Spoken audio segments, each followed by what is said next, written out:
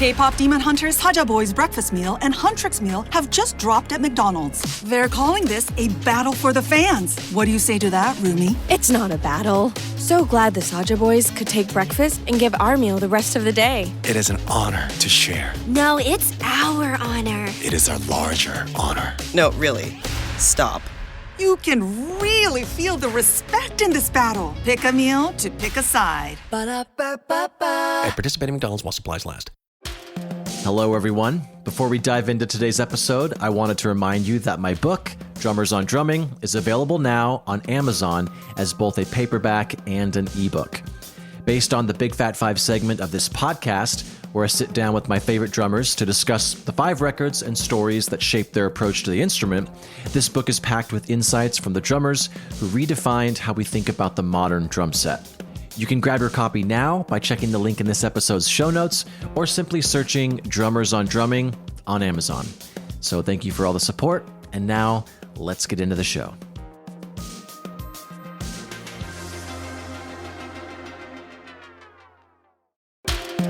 What is up? Welcome back to Drummers on Drumming, a podcast powered by Big Fat Snare Drum. My name is Ben Hilzinger, and we're back with another installment of The Drum Panel. And this week we have Eric Urrea.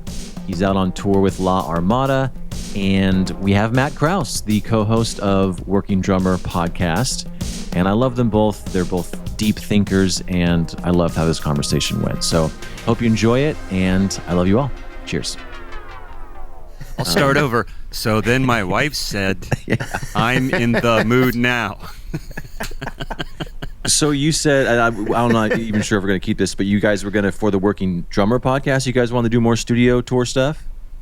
Yeah, I mean, we kind of get on this kick where we're like, hey, we should do this. And we're like, yeah, let's do that. And then it just, we get caught up in. The basic philosophy with Zach and I is like, how do we keep this going while keeping our life intact and keep the podcast fun? So we put certain governors on our work by like, yeah, that sounds good. That sounds easy enough to do, and we can do it consistently. If it's not something we can do consistently, we scrap it. And I know there's a lot of like amazing young tech savvy podcasters out there that are doing tons of crazy stuff and content, and to put out an episode every week and to try and keep the quality of what we originally started out doing at the level we want to, we have to be very careful about how far we extend ourselves into doing other things and like, oh, we should do this for the Patreon page. We should do this for the YouTube page. So we do it. It's at a slow crawl.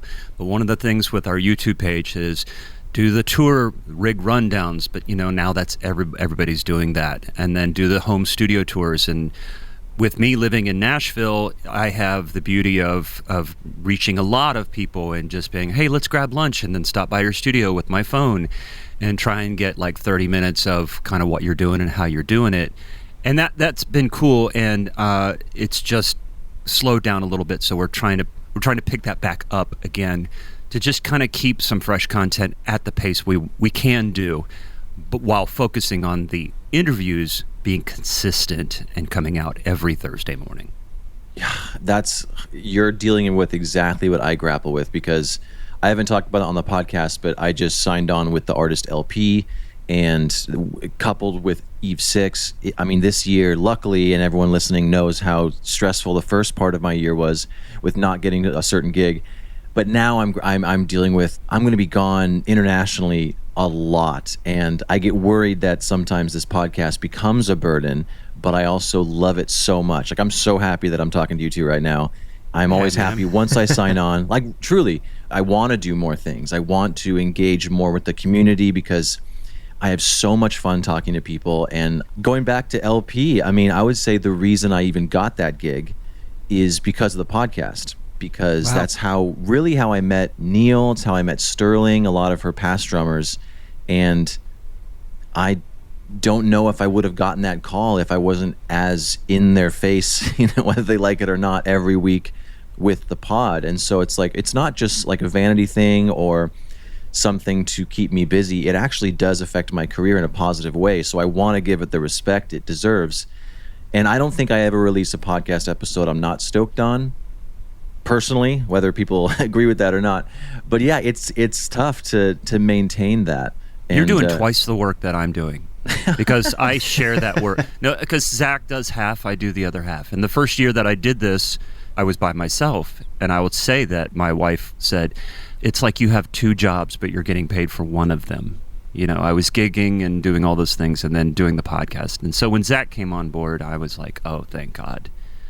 You know. Well, I would agree with you, but also give you more credit because the reason why I switched to the drum panel for a lot of reasons is I was able to do less research, you know, because it's more so about I'm part of the conversation. Now it's questions that I think all of us would want to talk about. It's not so much me doing a research. And again, I enjoy it. And a lot of times I find drummers that I'm like, wow, I really want to go down your rabbit hole. But it is, you know, you interviewing a new drummer, you have to have research. You have to have questions. You got to know their timeline. Even though you want them to tell you about it, you want to come in prepared. I don't have to do that for the most part. No, exactly. And I don't trust myself to riff. And so I do more research than is necessary. Yeah, I mean, like, here's my recent interview that it's always 2 full pages of things. And then once I've done it, it's like writing a drum chart. I kind of know the person, and then I just kind of reference that, but try my best, like a drum chart when you're performing, not head in the chart, but while I'm just kind of referencing the notes and just kind of reminding myself if I feel like the conversation needs a little pickup, depending on the back and forth. Yeah, I kind of like the questions I sent you. Even if we don't get to all of them or even most of them, just knowing they're there makes me so much more confident in the conversation because I don't have that like, oh my God, I think their sentence is about to end and I don't have a follow-up, you know. I read them on the toilet. I was very comfortable there. So if we could move this there, I feel like I could be in my safe space. Let's just jump into it. So what's a decision you've made in your career that didn't make sense at the time but ended up being pivotal to your growth? And what I was referencing is when I first mentioned doing a podcast with Chris, because ultimately this is a Big Fat Snare Drum podcast. We kind of said it as a joke. This is 2019, you know, kind of at passing. And then like halfway through the conversation, we were like, okay, but maybe though. And then of course, like talking about LP and I would say a lot of other things that have happened to me, the podcast putting me in the forefront of a lot of drummers' minds, even if they don't think about me as like, you know, in any certain way, just literally my name comes up when they think about who do I know, and as long as your name's in there, then they can filter you from there. No, it is interesting because I was doing a gig yesterday and I worked with a guitar player I hadn't worked with probably in 10 years, and he's like, hey man, you still doing that podcast? And I'm like, yeah, I am actually. He's like, man, you've been doing that a long time. And then I was joking, I said, you know, I should have been like working guitar player. And then just think of all the work that, you know, if you go in my phone book on my phone, it's like, my contacts under drums. I mean, just the list of drummers that I have in there is insane. But I think that, not to be lazy, but really to jump on that, the podcast has been amazing. When I look at the family tree, as I call it, there's the person you meet and you do the gig, and then you meet the bass player on the gig, and then he goes, hey man, would you be interested in doing this? And it branches off, and then you meet the fiddle player on that gig, and then it goes, you know, being in Nashville, sorry, those are the terms I'm using because that's a lot of what I do, but it branches out, and to the point where I'm like, how did I get on this gig? Oh yeah, it's because I knew so and so, and then I can, not often, but I can at times trace it back to the podcast. Zach is the poster child for this. His musical theater gigs came from his relationship he built with Q Robinson that he met through the podcast, and then that blossomed into what's been a 3.5-year amazing journey for him. And you know, the bottom line is, and I feel comfortable saying this because we're talking about somebody else, is like, not only did Q feel confident in him, but Zach showed up and delivered and has proven himself and his skill set. So it's not like, oh, you just know somebody. It's like, no, he came in and he kicked its ass. So, but that was the open door. I'm having lunch today with a former guest, Casey Todd, who's an amazing drummer. He's juggling 3 artist gigs, and I think we got together maybe 8 years ago, but we've known each other off and on, and he's recommended me for a few things, and I'm going out with one of his artist gigs in a few weeks, and I'm like, dude, let's catch up. I'm totally buying him lunch today. There's many, many examples of that, even if it's a small, in passing thing. So I could say that the podcast started, and I think you guys know this story. Ben, I've told you this if you don't remember, but I'm on the road. I'm away from Nashville. I'm away from my drumming community and the people that I knew when I worked retail, when I worked at Forks Drum Closet, when I knew everybody. I really understood the scene, understood what was expected of me. And I felt isolated being out on tour, and I was like, how do I get back to this? And I'm like, podcasts were a new thing, and I thought this is a good way for me to just welcome my brothers and sisters, get a lay of the land, understand what they're doing. And it wasn't about interviewing famous, always amazing, but famous drummers. It was about interviewing my peers and finding out, how are you doing it? And how are you doing? As my 21-year-old is trying to make his way into music, I find myself saying, son, I can't tell you enough times that my experience with the podcast has taught me so much and given me a sense of confidence and not worrying so much about the unknown, but just kind of like unpack some things that might be uncomfortable, and like being in the driver's seat and say, you know what, I'm really concerned about this. I'm wondering about this. I'm going to ask this person this week when I do the interview because I need to know. And then like, great, I don't have to worry about that anymore.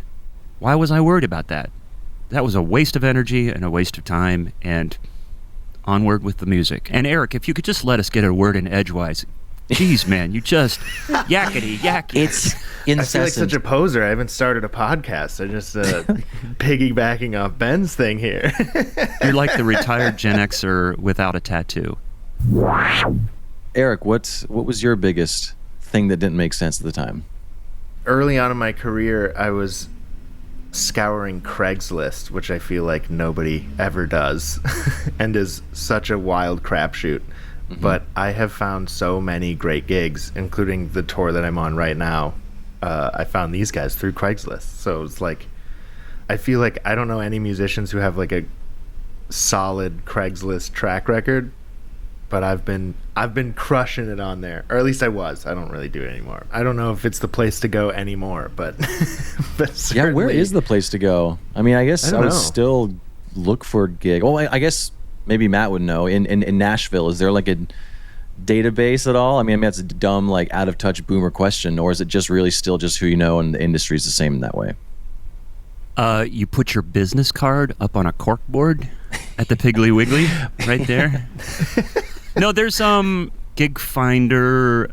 I'm part of a Facebook group. A friend of mine, you kind of have to be invited, and my friend is like, hey, I want to recommend my friend Matt Crouse into this group, and it's Gigs for All My Drummer Friends, I think is what it's called.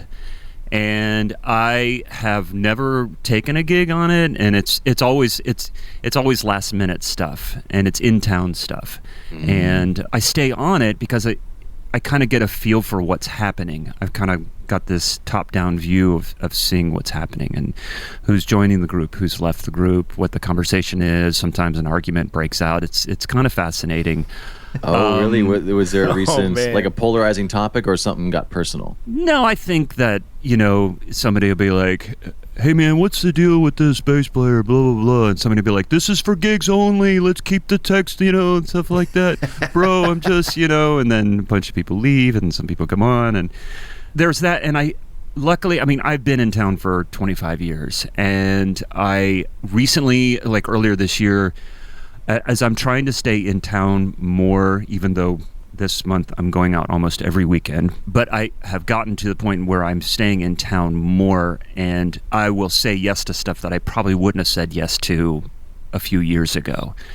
And I see that as an opportunity not to make money, but to, like we've been talking about, just meet that bass player, meet that guitar player, and it's not, the other thing that I'm doing is I'm going out to lunch and I'm honoring those things like, hey, we should grab coffee sometime, because I used to say, yeah, that's not going to happen. I'm really deliberately making time to do that, and I'm finding it just a wonderful way to reconnect. Even like former guests that I'm like, hey, what are you doing? How are you, man? What's going on? You got any time on Tuesday? And then the one thing I will not say is, hey, man, if you ever need somebody, call me. We just try and make it a conversation and just a hang, because in Nashville, there's thousands of people that can do your job, and there's thousands of amazing drummers. It's just who is in the front of your mind, like, oh shit, we need somebody this weekend, or we need a sub. Hey, I know somebody. Again, it's like, Ben, you said, it's because you're just kind of in their, frame of mind, and they're just thinking about all the drummers they know, and it's like, wait, what about Ben? Yeah. Well, Eric, let's go to the first polarizing topic that you brought on, or that you sent to me. So sure. Can you read it? 'Cause I think that might be a good segue. Yeah, so I think that this won't be a controversial take for us, but I think it probably is for some. That take is that skill isn't the number one priority for landing a gig. And if we all agree with that premise, I'm curious to hear what you guys think is the most important thing for landing a gig. I would say that for sure skill isn't the number one most important thing. I mean, certainly it depends on the situation. If you're auditioning for like a prog rock insanity gig, it probably is pretty important. But no, I mean, it's stuff like the hang, how professional you are, how punctual you are. That's the stuff that ultimately will, or at least in my experience, has gotten me the gig and kept me the gig more so than my chops or ability or feel. It's a pretty age-old thing I think we talk about a lot, where people would rather take the drummer that's a good hang who is maybe not as talented than the ridiculously sick musician who is not a good hang or not super professional. One of the things I was talking about with the musicians last night was how drummers have this special bond, this community amongst each other. And one of the reasons why, I think, is because we don't have to work together. We don't have to play together on stage and travel together so much. Absence makes the heart grow fonder. It does. And there's so often that I hear these people like, dude, this guy's such a pain in the ass. I'm like, man, I love that guy. He's great. And they're like, you don't have to play with him. You don't have to deal with him. And I'm like, oh, that's interesting. And I think there's an aspect of your personality that comes through when you're in the heat of the moment, when you're in battle on stage, whatever it is. But yeah, professionalism, and it's been interesting. I think that I've been working with this new bass player, and he's throwing me a lot of work. So I'm really trying to do my best to kind of meet him in the moment and show and prove and establish a rapport. And one of the ways I'm like, hey, do you know the song? I don't know it. And then the next time, hey, I know that song now. Like, oh, you know it? Like, yeah. Remember we couldn't do it last week? I know it now. And they're like, holy shit, that's great. And this kind of heads up thing, just like all these things that encompass what you're talking about, Eric, professionalism. But one of the things he keeps saying to me is like, dude, I love that you care. I love that you're like, you're into this. It's just not another gig for you. And I'm like, well, yes and no. It is, but this is what I do. And I think that when you are doing it full time, you kind of start to take it for granted. And you see that desire and that spirit start to wane a little bit. And I see it in Nashville all the time. And guys are just like going through the motion, and you can tell that they just don't care. And people feel it on stage. And if it's their gig and they've hired you and their gig is on the line as a band leader or whatever, and they're subservient to the singer or the music director or whatever, and the person that they've brought in, like you, and you don't give a shit, then they're like, well, this just makes me look bad. So, yeah, part of that professionalism means that you're showing them that, dude, I care about this gig as much, if not more, than you do, the one that called me. You know what I'm saying? Mm-hmm. Dang. I changed my answer. Caring is the... My son is getting ready to go back to Rochester. He's been in school at Eastman School of Music studying classical guitar. And he's taken a semester off, and he's been home. He's getting ready to go back next month. I said, how you doing, man? Are you ready to go back? He goes, yeah, I'm ready to get out of Nashville. I feel like being back in Eastman and Rochester, New York, I can hang. And I think what he's saying is like his friends are on tour, they're doing all these other things. It's like Nashville, it shapes you and kicks your ass in a way. And I know there's so many other cities and there's ways that, I'm not saying that Nashville is the place, but I'm saying it's an example of a place that sharpens you in a way that skill as a drummer is not it's a thing that thousands of drummers have in this town, but it's what makes you unique and desirable to the other people in the organization. And it's all these things that we're talking about. And it's been the thing that's kept me working, because I knew as soon as I landed here, I'm like, oh my God, I can't play like Greg Morrow. I can't play like Chad Cromwell. And there's Eddie Bears just walking around and like, good Lord, what am I going to do? It's like, oh, it's all these things that we're talking about. Pepsi Prebiotic Cola in original and cherry vanilla.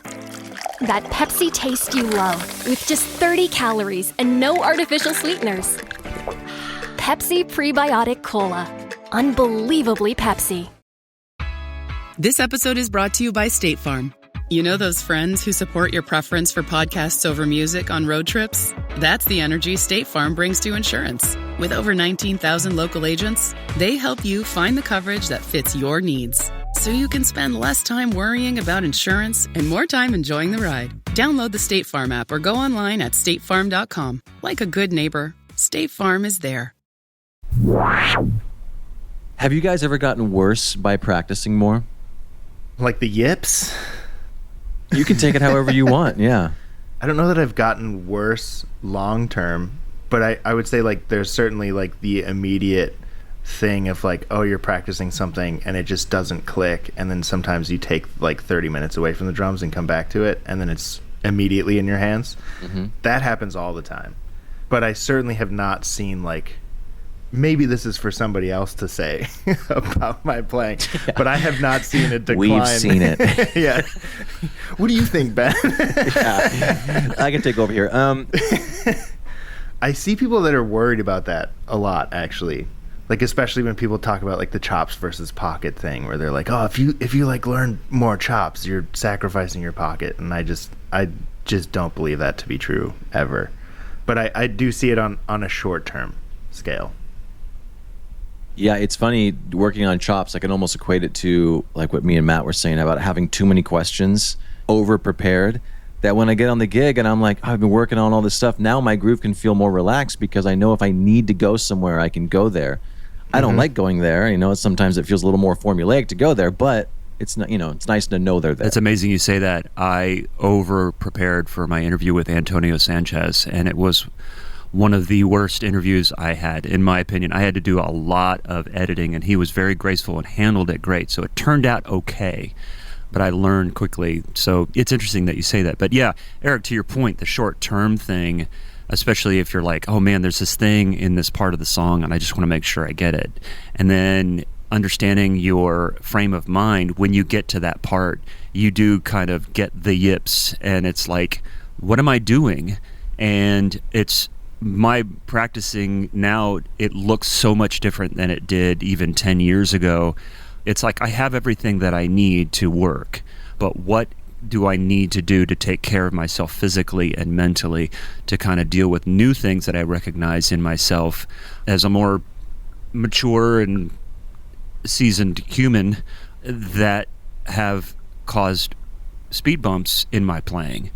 And it's not the chops, it's sometimes the mental game, and letting it kind of get into your bones in a way that you can rely on it even if you haven't shed it 1,000 times, and recognizing how your brain works, how it digests information, and like you alluded to, sitting down, working on something, taking a break, coming back, even maybe sleeping, coming back the next day, and how, wow, that time off actually worked better than me shedding it for 2 hours. But, it's like that old adage, if you had 60 minutes of time to practice over a 6-day period, do you spend an hour working on it, or do you spend 10 minutes a day? What kind of progress are you going to make? And I think 10 minutes a day is going to be more advantageous to your body digesting that information and being able to use it. Yeah, the mental thing is massive because you can practice something all day, and then if you get the yips on stage, it's like someone's putting like a wet blanket over you. It's like everything just, it's like I've never practiced this before. If you're not in the right mindset, it doesn't matter what you do in the practice room. Yeah, I mean, sometimes like isolating a really specific part and like really focusing on it will give you that feeling on stage of like, oh crap, here it comes. Where instead, like, maybe if you did the 10 minutes a day thing, you'd approach it more relaxed. It wouldn't be as big of a deal. And then it comes and goes every night. Billy Ward really tapped into this. He put out a book. I can't remember the name of it. It was a collection of articles he wrote for Modern Drummer. And the thing I loved about it was it wasn't about drumming. It was just about your relationship with music and drums and all this stuff. He just was so tapped into it in a beautiful way. And luckily we had a chance to talk about it in his interview years ago. And it was just like, man, I have a little bit of time when I practice, and if I have 45 minutes and 15 of those minutes is me vacuuming the practice room, then that's how I spend my time, and I'm good with it. And just all these things. And the other thing he was talking about, Elvin Jones mentioned, was don't have I thoughts when you're playing. And of course, we're talking about a style of music where there's a conversation happening on stage, improvisational music. But Elvin was alluding to, don't be the person where like, look what I can do. Here's what I'm going to do. It was listening to the other musicians and listening as kind of a third party perspective, top down. I think how this relates to what we're talking about is just understanding that frame of mind to get through some difficult parts of the music, as opposed to shed it. Just like really understanding how you're approaching it and your mental game. So I don't know, probably made that worse. No, I love that. I love that. Yeah, for me, it's sometimes like going to Dave Elich. Great example is some of the stuff he had me work on. He kind of said like, don't do this on the gig for a while. Just work on in the practice room, because it feels like you're taking one step forward and 5 steps back, because it's totally deconstructing everything I've done. And I definitely sometimes, and it's not just Dave, and I think a lot of the things he showed me improved my playing for sure, but it's just like I felt worse for a while. Yeah, sometimes you have to do that. You have to just like strip down to the studs before you can rebuild. And but when you have those little aha moments, and I have to say that with I play with different people all the time, and some people just make me feel like I'm so welcome. I'm just want to cuddle up with them, and I can do no wrong. And other people, they just make me feel uncomfortable. If it's their playing, if it's their attitude. But there again, it's a good reminder. It's like, okay, how do I make people feel? Because this person makes me feel great, and like I just feel like I can really play great. When I talked to Chad Wackerman, I said, you get the opportunity to play with like some of the best musicians in the world, and it's probably so easy to play. When I play with like really stellar musicians, I'm like, my God, my timing is great, my ideas are good, I feel like this conversation is really feeding me. And then I'm doing gigs with people that aren't as good, and I'm struggling to sound as good as I did with the badass players.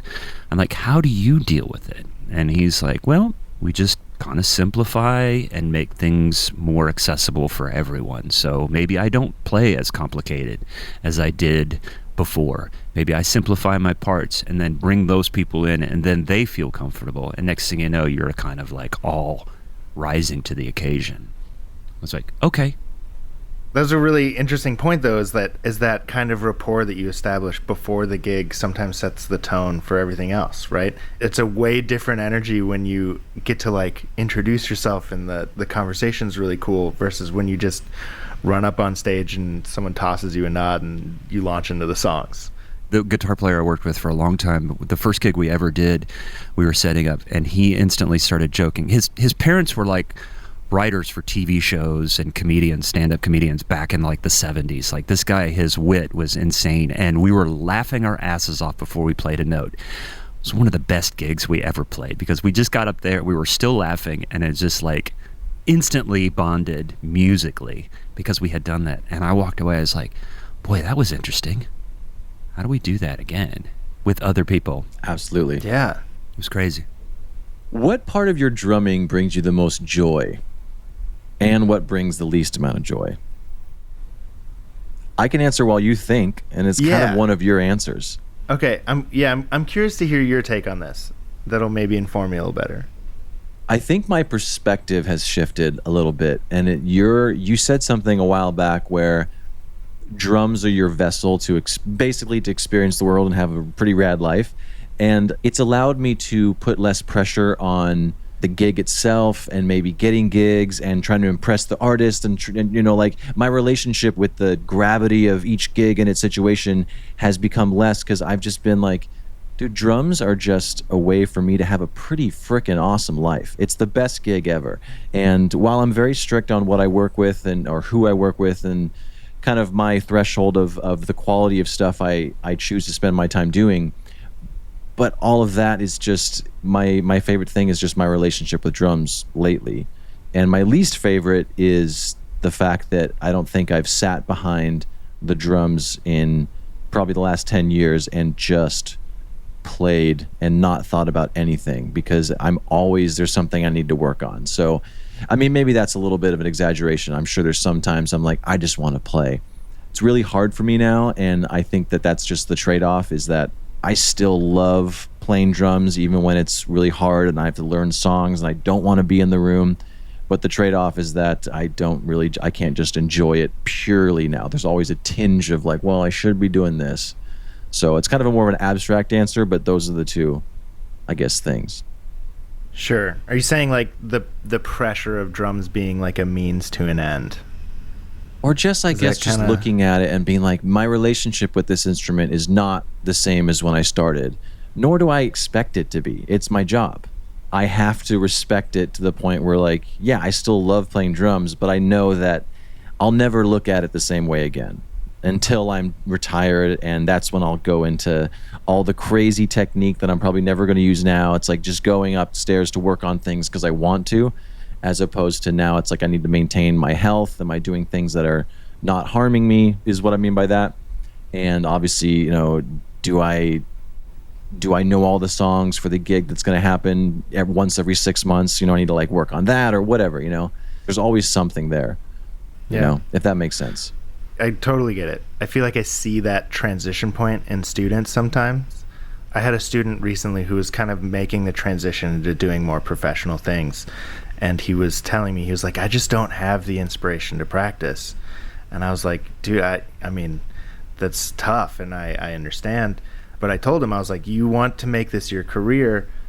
Do you feel the inspiration to go to your job at Starbucks? And he was like, no. And I was like, well, if you want to make this your career, you have to treat it like it's your job. It's the same as going to the gym. It has to be part of your routine whether you want to show up or not. So it's interesting to hear you kind of talk about, oh yeah, I wish I kind of miss the days when it didn't feel like getting up and going to work or going to the gym, and it just was like, I just woke up today and I just want to like throw down for 30 minutes or 4 hours, Totally. And I think some people expect that to come back, or they have this expectation that like, well, what happened to it, and do I even enjoy drums anymore? It's like, of course you do, but how much of an asshole do I have to be to think that is gonna stay the same when it's the way I pay rent?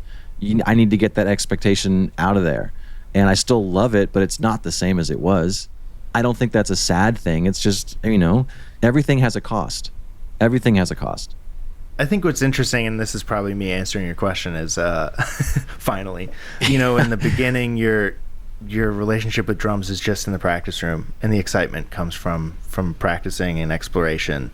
And then once you start gigging or being in the studio or whatever that thing is for you, that's the thing that now brings you joy. Like for me, I am the happiest person on earth when I'm playing the gig. Or, similarly to what you mentioned earlier, I also love being on tour. Like I'm going through Canada right now, and we had an off day and we hit Jasper National Park and there were like wild wolves, and I was like, this is the best day ever, So like now practicing becomes the means to that end. It's like I am practicing so that I can get on stage and have these incredible moments, or so I can get in the van and go to these incredible places and meet all these incredible people. And that's the new thing that kind of fills the void of practicing. Yeah, I think you guys have tapped into something really. It's the sum of the parts, but it's the lifestyle.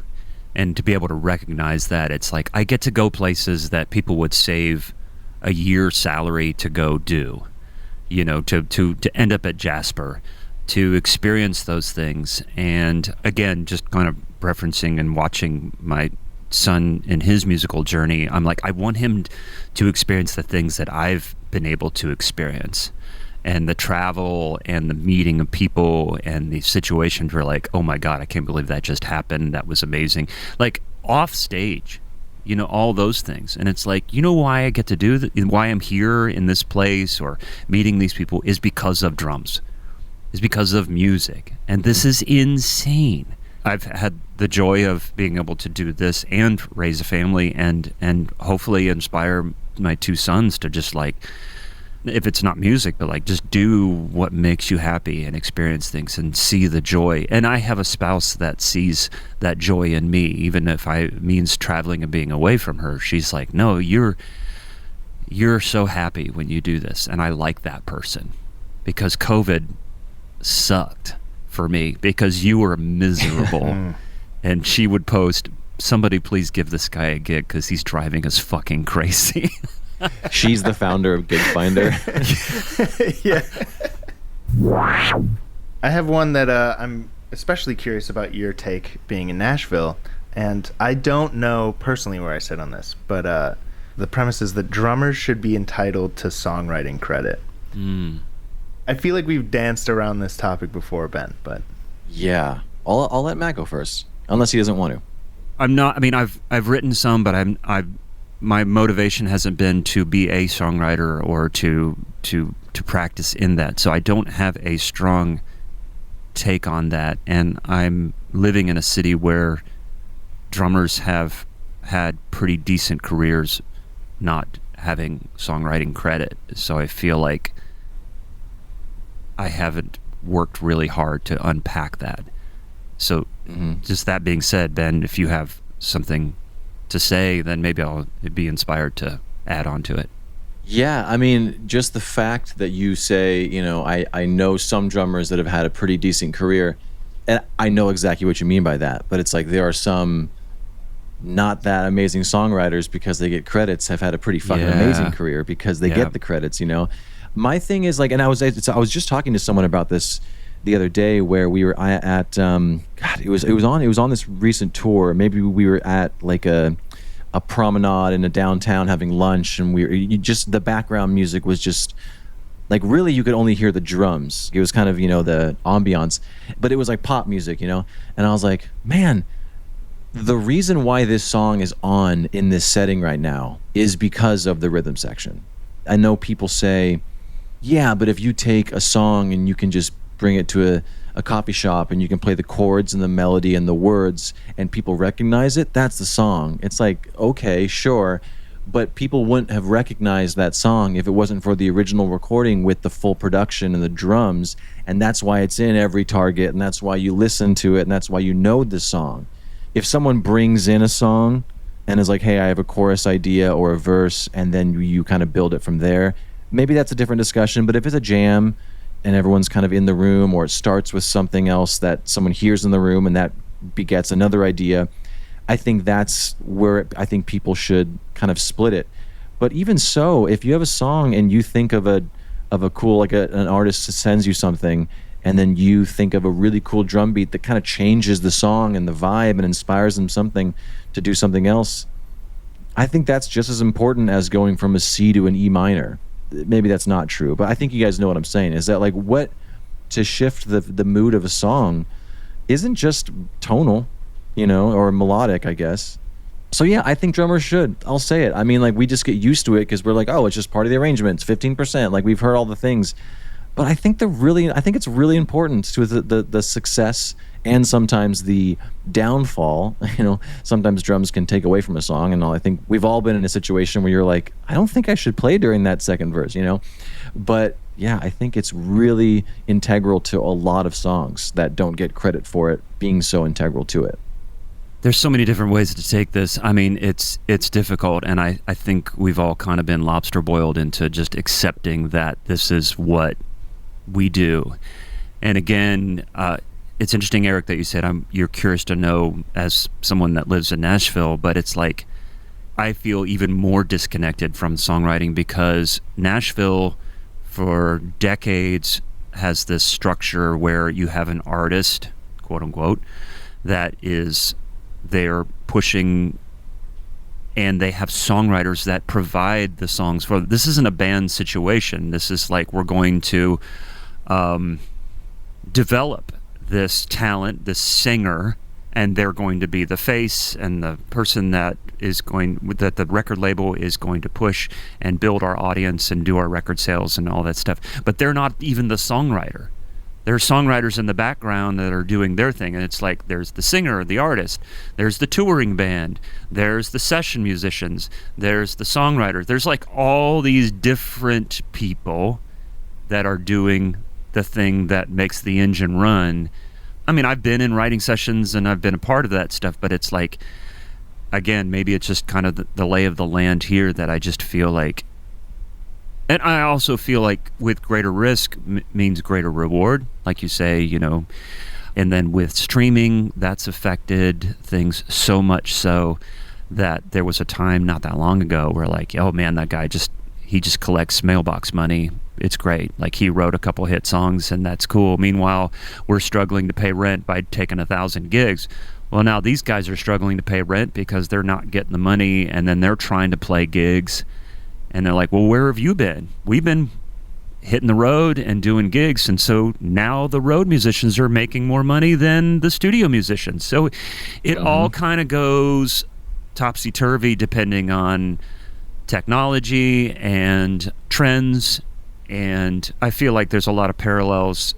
This could be another podcast. There's a lot of parallels to what we're talking about and like societal norms that we've all grown accustomed to, and who gets what and how much and why people deserve this and other people don't deserve that.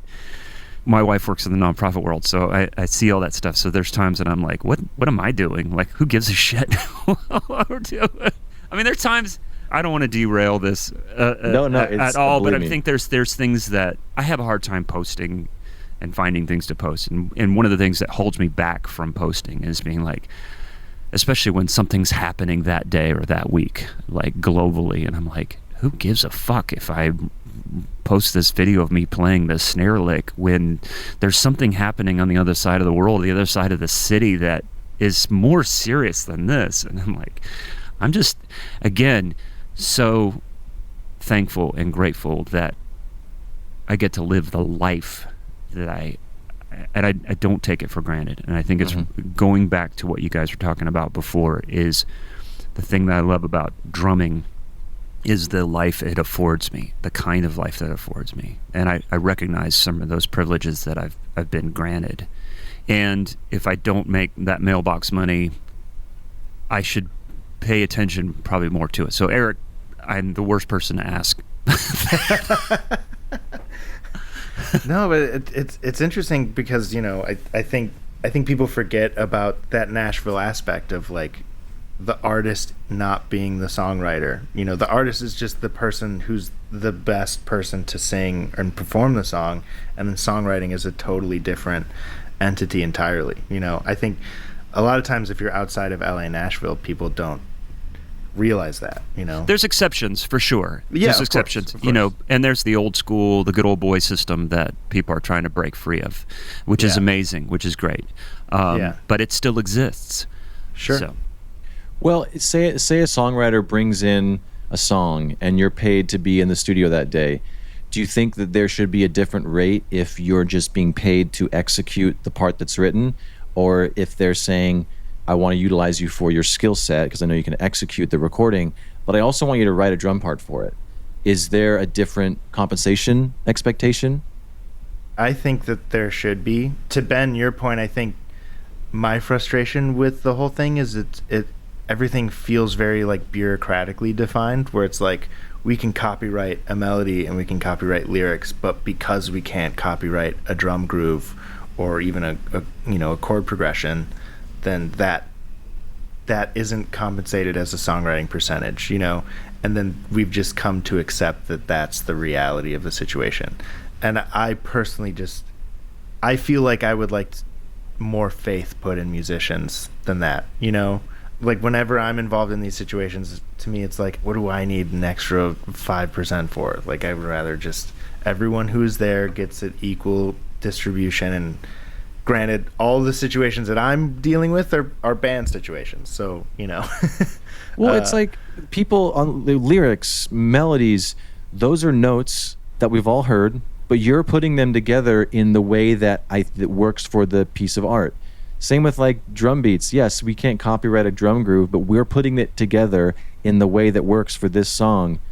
I just don't understand. I mean, obviously I understand, but how that's not just as important, But I guess going back to what I was saying is that the argument is that the song itself, if you can just play it on a chord progression, the melody and the lyrics, and people know it, that is the song. But it's like, sure, I guess. But the flip side too is like, a Daft Punk song you can't strip down to acoustic guitar in a coffee shop. Well, maybe some you could, but if we're talking about an instrumental dance track, like that's a song and a smash hit, and it's all just drums and production. Yeah, for sure. And like, I've been a Rush fan since I started playing drums, so I've seen every interview and read every article and everything, and they always talk about, like, right at the beginning, we're like, listen, we're going to split things 3 ways, when they were trying to figure out who was going to write lyrics, who was going to write music, and like, no, the publishing is going to, so they just kind of got that out of the way, and they're so known for their friendship and their relationship and how different they were from other bands because they got along so well. And one of the things they did is they just took business out of the equation. Like, no, this is 3 ways and we're just going to do this. And so we've heard these stories. So I think in a band situation, it's definitely, there's an opportunity to have that conversation and move the needle and kind of change the way people think about that stuff. As an independent contractor, musician, sideman, session player, whatever, there's other things to contend with, and you have to dance around that, and what's been the norm, and how do we change that. And with AI coming in, now we have to take a few steps back and be like, oh shit, now I have to contend with a songwriter that is deciding whether or not to use a real drummer in the first place. It forces you to kind of make yourself smaller because you don't want to be the one that speaks up, because then there's AI can take over your job, and then also B, there's people that would take half your rate, and so it's hard to I talk about it all the time. There's just so little protection, but for all the bad things about this industry, it's still the best industry to enjoy a life, I guess. I'm seeing 2 good things about the industry right here. Aww. Yeah. By the way, he took both of his thumbs and pointed at himself. Yeah. And that's the show. If you're listening on a platform that allows ratings and reviews, do that. It helps more people find the show, so it'll get bigger and better, and hopefully I'll have a chance to sell out one day. But you'll be an OG listener that can brag to all your friends. Anyways, why don't you go and check us out at bigfatsnaredrum.com and follow us on all the socials. Just search for Big Fat Snare Drum and you will find us. The show is edited in part using Isotope RX Audio Editor. It's amazing, so go check that out at isotope.com. And thanks again to Gunnar Olsen for the theme music. Bye. In a food system this big, Feeding America races to make sure good food reaches neighbors facing hunger. That's why we work in real time, using technology to connect food to people fast. Together with supporters like you, we partner with local organizations to rescue food quickly, safely, and at scale, so it reaches a home while it still can. Hunger doesn't wait. Food rescue can't either. Give now to help rescue good food for neighbors at feedingamerica.org/rescuefood. Stitch Fix. Shopping is hard. Let's talk about it. I don't have time to shop, so I buy all my clothes where I buy my seafood. I just want someone to tell me what shirt goes with what pants. I just want jeans that fit. Stitch Fix makes shopping easy. Just show your size, style, and budget, and your stylist sends personalized looks right to your door. No subscription required, plus free shipping and returns. Man, that was easy. I look good. Stitch Fix, online personal styling for everyone. Take your style quiz today at stitchfix.com.